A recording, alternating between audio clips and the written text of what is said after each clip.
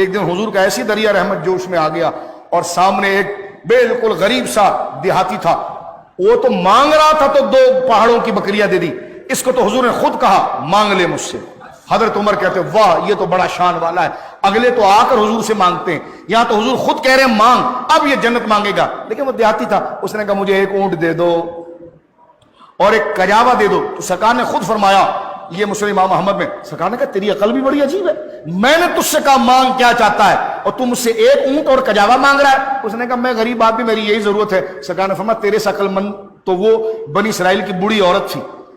کہنے کہ وہ کون سی عورت تھی؟ فاروق اعظم نے کہا، فرمایا وہ عورت جب حضرت موسیٰ علیہ السلام مصر سے جا رہے تھے، فرعون سے نکل کے جب مصر کے علاقے سے نکلے، ساری رات سفر کیا، وہیں پہنچ گئے جہاں سے چلے تھے، ساری رات سفر کیا وہیں پہنچ گئے، گھبراہٹ بھی ہے کہ پیچھے فرعون کا لشکر آ جائے گا، کہنے لگے یا اللہ یہ کیا ہو رہا ہے، رات بھر چل چل کے تھک جاتے ہیں، ادھر ہی کھڑے ہو جاتے ہیں جہاں سے ہم چلے تھے۔ اللہ نے فرمایا موسیٰ ایسے نہیں جاؤ گے، یہاں دریائے نیل کے کنارے پر یوسف کی قبر ہے علیہ السلام، حضرت یوسف علیہ السلام کی قبر ہے۔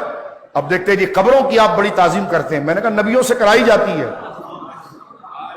نبیوں سے کرائی جاتی ہے۔ اللہ نے فرمایا، حضرت مسلم امام احمد کی حدیث ہے، فرمایا کہ محبوب یہ یہاں پر یوسف کا تابوت دفن ہے، اور یوسف نے کہا تھا کہ جب اللہ کا کوئی نبی یہاں سے ہجرت کرے تو مجھے لے جائے۔ تو حضرت موسیٰ نے کہا یا اللہ وہ کہاں پر ہے؟ اللہ نے فرمایا تیرے لشکر میں ایک بوڑھیا ہے، وہ جانتی ہے کہاں پر ہے۔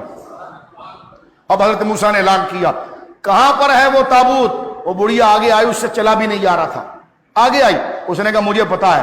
اس نے کہا بتا، کہ موسیٰ جیسے سخی خود مجھے پوچھ رہے ہیں، آج موسیٰ علیہ السلام جیسے سخی میرے دروازے پر آئے ہیں، تو لہٰذا میں ایسے تو نہیں بتاؤں گی، دینا تو آپ کو کچھ پڑے گا۔ جیسا حضور نے اس کو کہا نا کہ میں نے تجھے کہا، محمد رسول اللہ نے تجھے کہا، حبیب اللہ نے تجھے کہا صلی اللہ علیہ وسلم کہ مانگ، اور تو نے ایک اونٹ مانگا ہے، تیرے سے اچھی تو بنی اسرائیل کی بڑھیا تھی عقل مند، کہ موسیٰ علیہ السلام سے اس نے کہا ایسا نہیں بتاؤں گی، آپ کو کچھ دینا پڑے گا۔